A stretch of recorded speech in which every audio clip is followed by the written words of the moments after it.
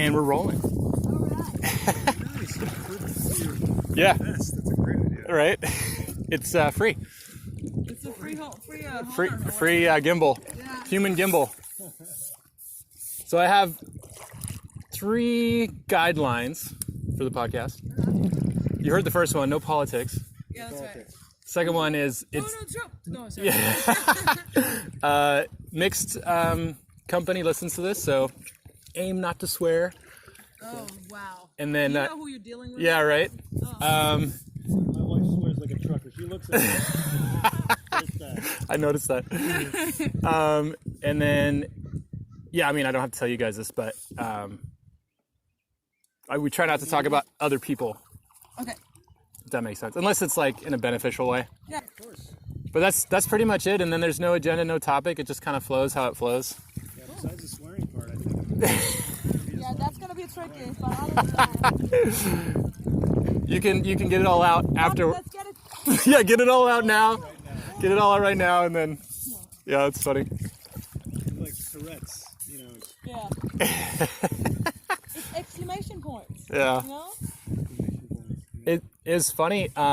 Last night after our time together, I was thinking about blockages and what you resist persists and all that kind of stuff, and I realized like major turning points in my life that when it went south, when it wasn't beneficial anymore, it's usually around 2 things, which is weird, but one of them kind of makes sense. It's my unhealthy kind of attachment to relationships, like with women. Like I put them on a pedestal, and so that's not their fault. Well, we should It's be my there. fault. That's good. Yeah, right. And then the other one is food. Simple enough. Like I just like, man, when my diet is really on par, like I feel great. Yeah.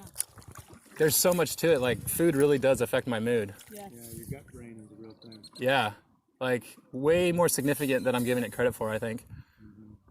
So I've been going bananas and nut butter for yesterday and today, and I feel amazing. Oh, very cool. Is that all you have then? That's all I'm having right now. Oh, And I just, everyone, what works for me might not work for another, but for me, like, I tend to think of my life as an experiment, so I'm constantly like analyzing, like, okay, this food affected me this way, or this whatever affected me this way, and like aim for the benefit. I find bananas and peanut butter or apples or nut butter, any kind of nut butter, So you like I just that? feel amazing. Yeah. Because it's just, I think because my body doesn't have to spend a lot of energy to digest, really. It's good to know what your body is craving as well. Yeah. It's something where you're listening to it and you're going, okay, right now to keep balance, to keep things in. I mean, that's all we're really searching for anyway, right? Yeah. To our foods, unless we have like a specific craving we want to nourish. When it comes down to it, it's got to be like, yeah, you got to be attentive Yeah. to what your needs are. Well, that's the other thing. Yeah, I don't want to lock into just, I only eat bananas and nut butter and that's right. it. But I just, yeah, exactly. So that's And then good. one day you're like, Yeah, I need pizza. Well, the only constant is change, right? Hey. So that's Yeah. I know it's like a big thing that everyone says, and do you really live by it? But with diet, because you know what? I just said this to Sean this morning. I'm like, that's my drug. Food is my drug. It's like. Yeah. Feel bad. These Sitting in someone's way here? are we gonna get in your way? Pardon us. Hi. Yeah, but it's funny. You just made me think about when you said that with the whole food thing. Like that's something. When I said the only constant has changed, I mean with the diet, I've been, I'm a woman, man. I've been on every diet there is, right? Yeah. And it never works. So what works for me is like, okay, right now I'm going with the flow of the food. Like, okay, I've had some weeks where I've ate a lot of stuff and I've ate a lot of sugar, and I can see that I'm gaining weight and my energy level is starting to go down. So now it's time for me to not eat more sugar, not do alcohol, not do all those things, and get back on track. And instead of being mad at myself for gaining this weight, I'm like, I'm like, oh, I thought that by my third birthday I would be this weight and I would look like this and I would be this strong and I would be able to do this. But no, here I am and none of that happened. But I learned that, okay, well, yeah, I've learned a lot of other things, you know, in the quarantine world. Yeah. Self-compassion is huge, especially for the body. Yeah. So I'm like, I'm a little bit heavier than I wanted to be, but it's okay. We'll get it off again. You know? Yeah. Are we going down under that or going back? We can go check it out. See, there's a cool little creek you can check out, and then play with some turning around skills. Okay. There's no mistakes. There's only learning moments. I love it. This is really pretty though. Yeah. That almost could be an alligator right there. That's a hawk or. Yeah, I think so. Yeah. Hawk. Yeah. So Sean, you were something you said yesterday about work that you needed to do.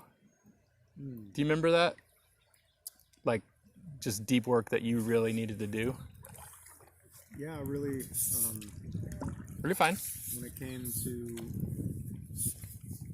like showing compassion for myself, right? That self-compassion, and knowing that when I have those parts of myself that I'm not so familiar with, and even ones that I kind of like shove underneath the surface or kind of sweep underneath the rug, if I can just use my sense of resonance and my ability to just like ease into those parts with compassion, you know, and with attention, right? So it's kind of like nonviolent communication in the sense that you're asking like, okay, what is it that we can pay attention to right now, and how can we listen, you know, without just trampling all over this, right? Without just pushing ourselves to the point of like, I need to make a breakthrough. You know, this should be a breakthrough moment, right? Instead of always attempting to make breakthrough moments, that we just listen. And that was a huge thing for me, is I needed to listen without trying to take action. And I'm a good listener and for everybody else, but not so much myself. I can relate to that personally. Yeah, that's well said. So when you are able to pay attention and listen and say, what are your needs, and how can they be met, and how can I move through this without just constantly pushing myself? And again, it's just like being able to explore your edge, right? Not just jump beyond the edge and say, oh, I made it, you know? Well, now what? There. Yeah, exactly. Next carrot, let's go. I want to chase the next carrot. You don't know how you got there, number one, and number two. Yeah, you don't know how you got there. Typically, you'll traumatize yourself even more. Ah, sort of breakthroughs. Yeah, well said. I don't push myself anymore, and I don't push my clients, and I don't push my students. I go with, okay, how can we expand our edge and still work within it in a compassionate way, harmonious way, tantric way, so that both parties work out. And when I'm dealing with myself, you know, it becomes this idea of just paying attention and acceptance. Okay, I'm going to accept, you know, things as they are, and then question. How can I make this a learning experience? Yeah. And not just a breakthrough. Nothing, you know, breakthroughs happen on their own. Ah, yeah. Kind of when you let it, then it happens. Yeah. And then maybe that could even be a stumbling block, because like, oh, I'm just letting it, breakthrough now. Right. You really do have to let it go. Right. Or let it, whatever. Just let it. Yeah. I mean, if the river was constantly worried about how the water was going to get to the ocean, I was always thinking ahead of time, fucking rocks and shit. How are we going to do this? How are we going to do this? There's so much. How are we going to get to the ocean? How are we going to get there? That'd be like, it's a very neurotic river we're talking about, right? We're just, Let's avoid that river. Yeah. Yeah, it's not something that really typically happens in nature. So if we think about it in terms of like, well, yeah, just what does it do? when it reaches those obstacles, what does it do? It goes around. And how does it go around? Comes around. Just keeps moving in the flow. Because it's relaxed. It's relaxed. It's relaxed. It's relaxed so much that when it's able to just relax, not only is it able to flow around, but you know those sharp edges of the obstacle or those of the rocks? What happens to those? It starts to wear down those edges. Soften Those edges. So what we once considered this insurmountable obstacle is no longer insurmountable. It's like, all I have to do is relax. I learned so much. I take this as an opportunity to relax. It's a landmark along my journey. It's no longer an obstacle. Now I'm feeling relaxed just you saying all this. And the energy of how you're saying it too is very, relaxing. Your voice Thank you. It's very relaxing. I'm not going to charge you for this. Yeah, you're shining without even knowing you're shining, I think. That's probably how it's supposed to be, right? Yep, exactly. Without effort, right? It was, and you said something yesterday too, like the holding space as a teacher. But then it's like, right? For yourself, yeah. Yeah, and then what you were saying is like, listen to others, but not myself. Yeah. I think that's the three of us have that in common, and I think we all resonate with teaching or facilitating or workshop type stuff. And I think what comes with that is we've developed a skill, or maybe it's innate in us in our cosmic place and purpose of holding space for others, but not so good for ourselves. I very much relate to that. You know what I mean? It's like having the Robotech mindset when it comes to everybody else, and still being and the flexibility, right, of the Gumby, with everybody else. Yeah. But not being able to have that adopted the same thing for ourselves, because I can map out a class, no problem. A workshop, no problem. I can see that. My own life. Yeah, same. I neglect that part sometimes because I'm so into everybody else, and then when stuff happens to me, I'm like, yeah. Man, Yeah. Why don't I practice what I preach here for a moment? Yeah. I'm too into my,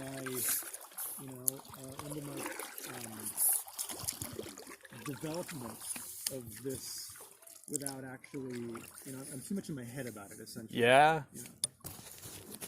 It's funny with the whole, like, why don't I practice what I preach? Like, the other day I had, or maybe a week or 2 weeks ago.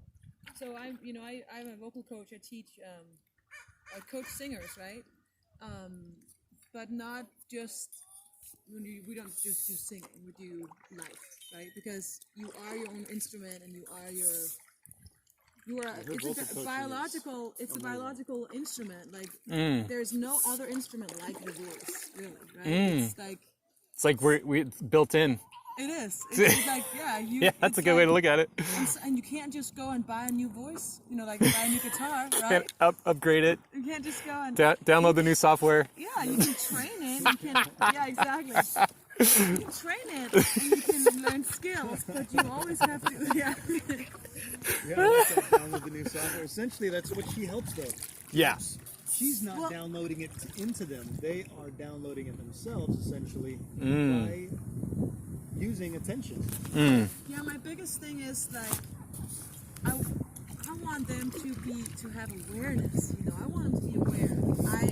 I want them to be able to do this all on their own without me, without help of with help from themselves, right? But so when you're talking about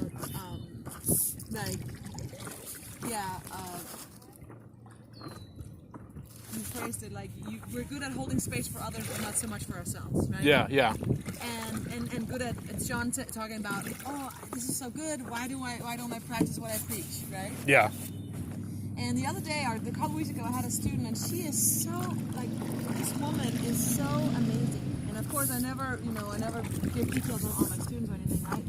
She's so amazing, and she asks the best questions. Like she's always like, well, that thing and then I tried this, and what does that mean to me? And then she really practiced, and she really listened to herself. She had a week where she was just like, yeah, I really dove deep, and I really was listening. Like every time I was singing or every time I was speaking, I was hearing your voice, like, and my little checklist on, oh, am I feeling this way, or is it happening because of this? And when she came back the week after, her voice, like, I cried in the session. And Really? This is a quarantine, so we're having online sessions. Oh. So she's on the screen singing this song, and I'm like, whoo, wow, so powerful. And so like, and I'm like, wow, this is so powerful stuff. And I had chills all over, and I had tears in my eyes, you know, like, wow. And I'm like, I got that, like, be professional, you're the coach. But then I got like, no, this is exactly the reaction that I want to show, because yes, you know, this is amazing. And then I thought to myself after the session with her, and she kept saying, it's always because of you, it's all because of you. And I said, no, really, I guided you, because you did this. You know, you went here, you did the work, you dove deep into yourself and tried to figure out what I needed to work on to get this, you know, to work like this for me. And I was like, wow, that was just so beautiful. And then after sorry. This is good. Okay. Keep going. And after the session, I just sat there and I thought to myself, what if I did all this work that I am helping other people do? What if I did this with myself? You know, what if I scheduled a coaching session with myself every week? Or what if I gave myself, like, okay, what do I need to work on this week? What if I did this? Then maybe I would be the one giving people, you know, tears in their eyes and chills, you know, and that's what I want to do. Like, that's the person I want to be. So yeah, like, I'm so good at helping others reach that and guide them. I'm so spot on with guiding them. Oh, are you feeling like this right now? Okay, let's, you know, I can just tune into that. But with myself, it's very much a journey that I need to really, go on more. Yeah. So, yeah, that's kind of my 2 cents on the whole, like, I'm a coach. I'm so good at holding space for others. I'm good at listening. I'm good at guiding. With myself, like we just did that exercise earlier. Like, I just take it. I'll take whatever. That's okay. Just take that. Instead of actually, no, you know what? I want this, and I'm going to give my all to this instead. Yeah. Right? Yeah. Well, that's what I wanted to say too. Yeah. To both of you is, it's been, I don't know, I had a feeling before you all showed up that it's like, I think I can just chill with these guys. Yeah. Like, I feel like the holding space thing is always on for me. And that's why maybe I'm a little more into solitude than I should be. Because I rarely just let myself be. Like, because I'm constantly like, oh, I gotta hold space. Like, unconsciously almost. Yeah. That's So, a good like, thing. yesterday when you did the empowerment thing, what's the word? Yeah, empowerment. Yeah, but what's the practice? It's Qigong. Yeah, I was like, oh, cool. Sean is holding space for me right now. This is awesome. And I was so appreciative.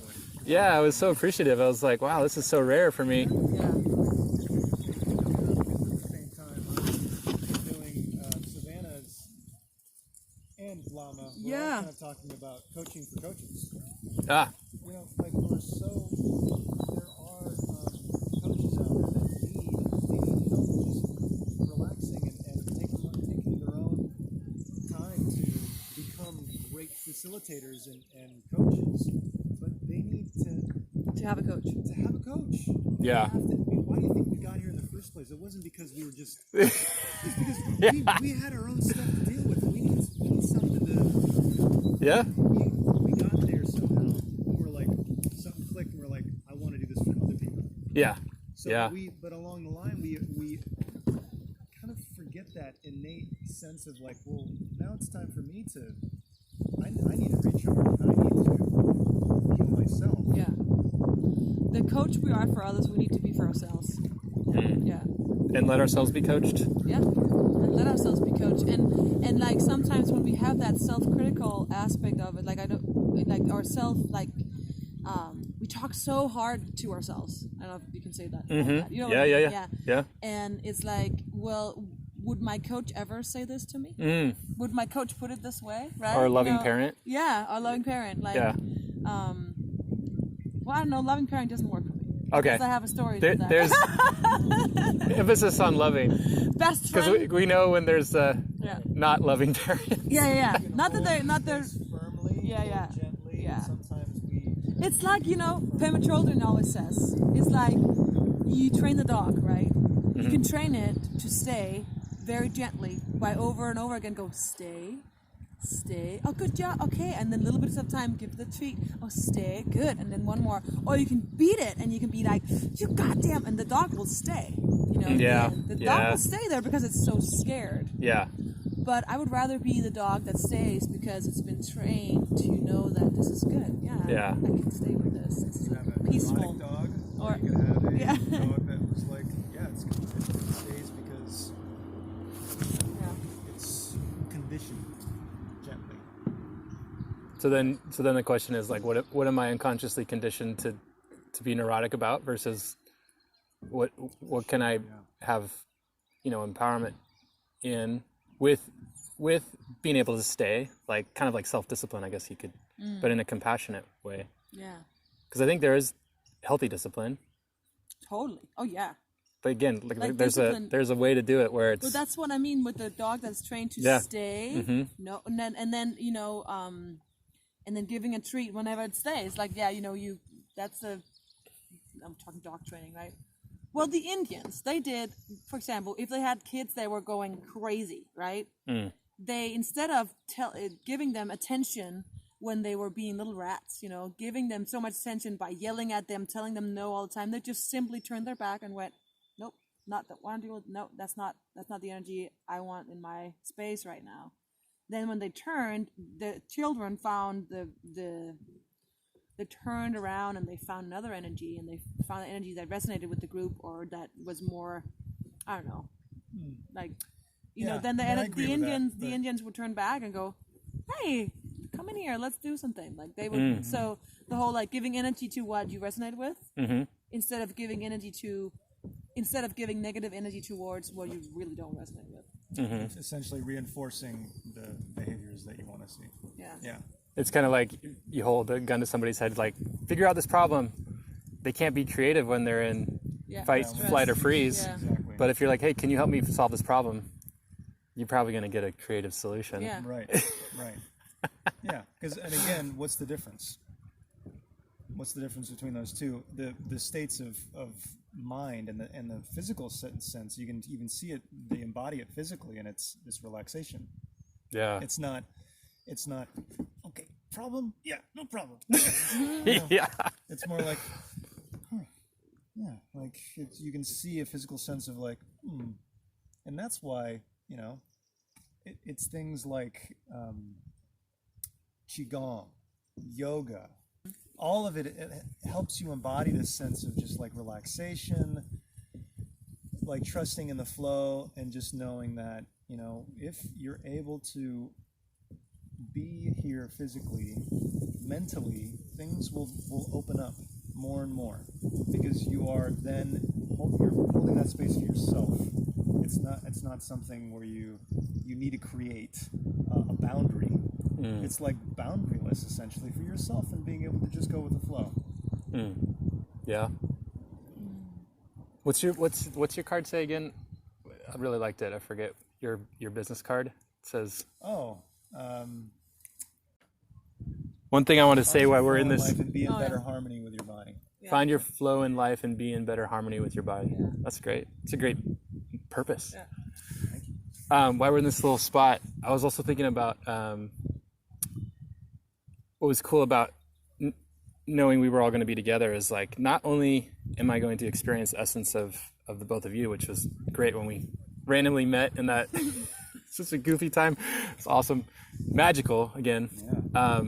But it's not only you, but I believe that we have an entourage, like I believe in angels and stuff. And so like our angels are interacting and they're playing probably together. I don't know. I believe in all that kind of stuff. Not only do I believe in it, I don't believe I've it. experienced I know it. Yeah. That I work with angels every day, all the time. So they're there. So that's exactly what's happening. Yeah. So it's like I can kind of feel it. Like, yeah, I've had some, experiences where I was holding like 10 foot tall angels next to me, and we were kind of swaying and dancing together. And it was just some meditation. Like I wasn't on anything or anything like that. It was very Technicolor. And then this, it was like a 30-minute long thing. And then this, have you ever seen Studio Ghibli, those movies? Mm-hmm. You know, the big fuzzy guy? What's the big fuzzy guy? I don't know the name. Yeah. Of them. You know, it's been the big, like, giant raccoon looking thing. Yeah. Yeah, he came and he gave me a big hug. Nice. It was like, what's going on? Wow. It was really cool. Yeah. I don't know. It was a time in my life where I needed like comfort because I wasn't really finding it in people necessarily at the time in my life. And I was like, oh, I have this all around me all the time. Just tap into it. There's so much love. There's so much help and kindness. And yeah, for sure. so I just had that thought, like, they're all interacting, having a great time. Yeah, I love it. And then, you know, the beautiful thing is like when you go out into nature and just Oh yeah, there's nature. more fairies and angels, and you know, I mean, my wife sees them more than I do. Okay. Yeah. Okay, cool. Yeah, Well, yeah, you've seen fairies, though. I have. I've seen fairies, and I've seen things that I guess, consider angels, but I don't. Loaded words. Is that what you're Well- thinking, or just there's maybe so many different titles for different things? Yeah, maybe I don't. It's like some people have just such an innate like sense for it. And I don't know if I'm really there. I do for nature. I feel things much more deeply than I would say. I would say that I see them essentially. You know what I mean? Like if I really tuned into it, I'm sure I could be more there. But my wife is much more. Oh, your friend Randy's right there. That's so cool. Yeah. Well, it's cool sometimes, and then but I'm still that's a skill I'm still learning to embrace, right? Yeah, you have that sensitivity. That Yeah. Yeah. Like, what is?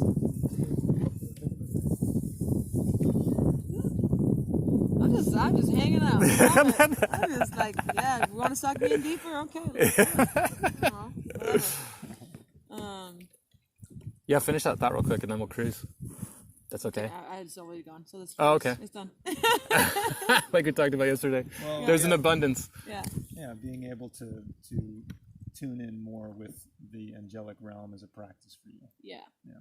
Well, angels has always been easy for me. It's more the spirit realm. That's where it gets tricky because I get scared sometimes. I think I'm more in tune with. Then if there's a difference, I could definitely relate to that because in ceremony, spirits are definitely the spirit of everything is like alive for me, like trees and things like that. So anyway. Yeah. And they're all in the spirit. I guess you're right. They're all in the spirit realm, I guess. Well, Yeah. we're in the spirit realm. We are. Yeah. We have the spirit. So, yeah. When we're in outer space, we're on a giant spaceship hurling through cosmos. A lot of people think space is out there. It's like we're made up of space Right. stuff, Exactly. space elements. Yeah. Yeah, no, I can resonate with you saying that being nervous about it, and I think to some extent it's healthy to be because I kind of, humans we can do harm or we can help, and I don't think that changes necessarily with other things. So I think it's good to have like just awareness. Like if you were traveling in an unknown country and it was a sketchy alleyway to go down, probably good to avoid that. Yeah. Instead of, and like you were talking about the edge thing, you don't want to go so far so fast where. Well, yeah, think about it in language terms. It's actually really nice, Jason. If you think about it like in a foreign country, if you dive in and we're so intimate, you couldn't make heads or tails of anything. Yeah. Then that's beyond your edge of your comfort zone, I would say. Yeah. I mean, but some people, they thrive on, they would call that chaos. Yeah.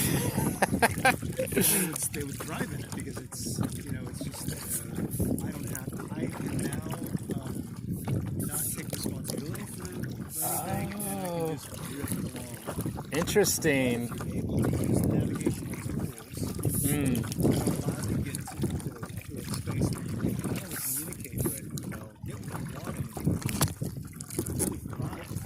Yeah. Or just existence and just Thriving, yeah. That's interesting what you said about like people that dive into chaos, then they can take the responsibility off themselves. Yeah. Because it's like, there's nothing I can do about it, Right. so I don't have to take responsibility. I can just sit here and Hi. Good.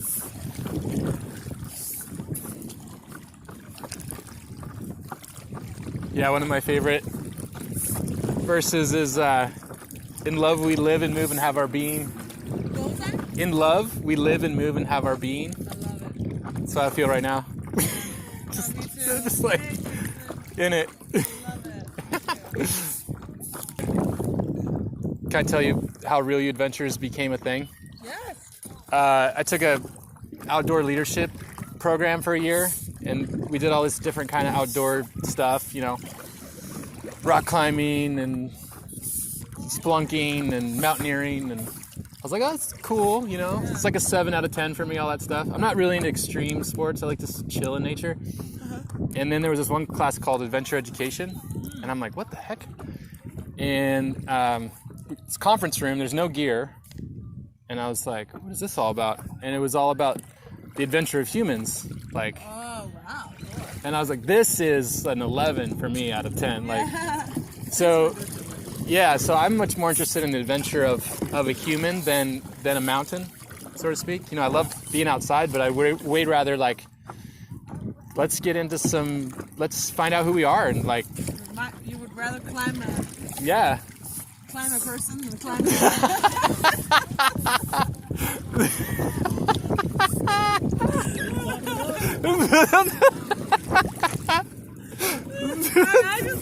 No, that's funny.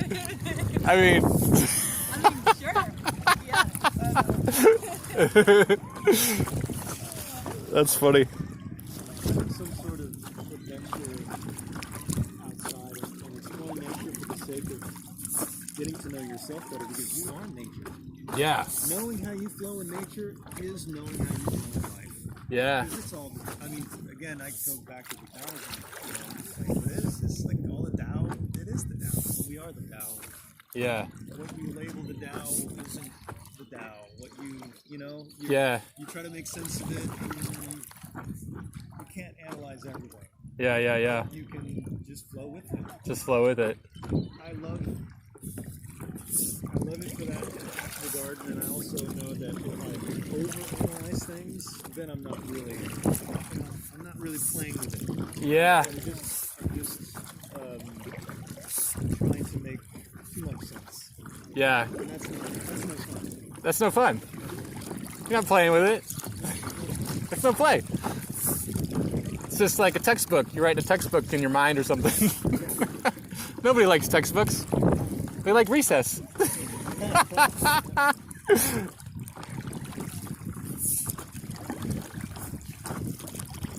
All right, are we feeling adventurous here? It really got to me this morning when we were doing that exercise. The triangle, give it me all. Sorry, you sent some negative energy? Yeah. Okay. Over there? Yeah, so, but that's why I was like, it's really getting to me, this whole, what was it called, that exercise we did? Oh, that's the partner walk? The partner walk, yeah. Take it, and then I just realized, that's what I do, I'll just take it in and sit with it, but I don't have to, I just, and again, it doesn't have to be negative because they are, dumb people or anything. It can just be because it doesn't resonate with me. But what I usually do is that I take it in anyway. I'm like, okay, it doesn't resonate with me, but I guess whatever. Just take it. But I don't have to. You don't have to. You can give it. I can be like, put on my empathic shield and say, nope, thank you. I don't want that energy. And Do you think that happened because we were talking about it? maybe, yeah. And they were like, oh, what's going on over here? Yeah.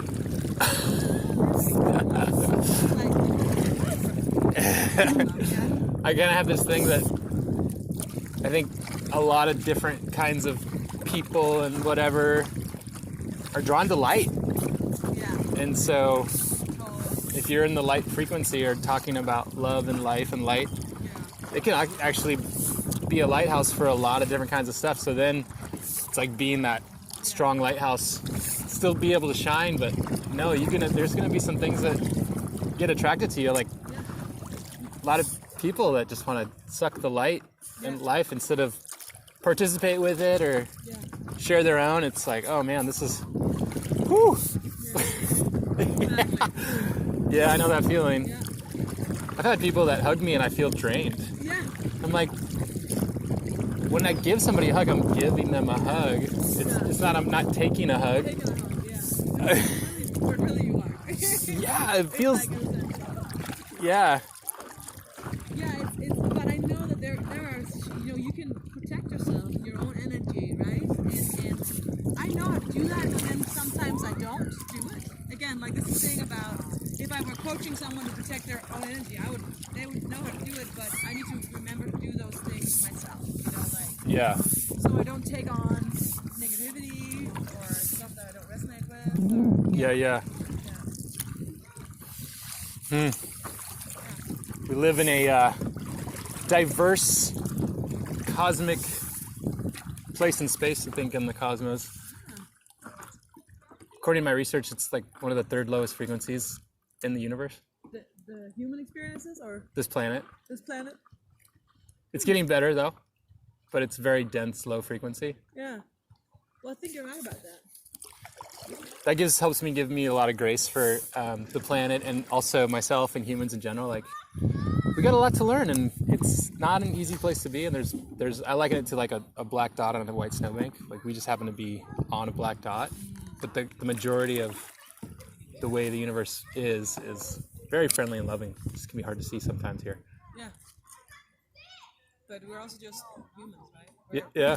Like, their talk about the physical dimension is way harder than being in the fifth dimension, where just everything is spirit. We have a body. Yeah. So it's like, yeah, I agree. Dense body. Yeah. All right. So do you want to go first, or? Sure. Is that where you want to get out? I can get out over here. I don't know. I'm just gonna follow. Okay.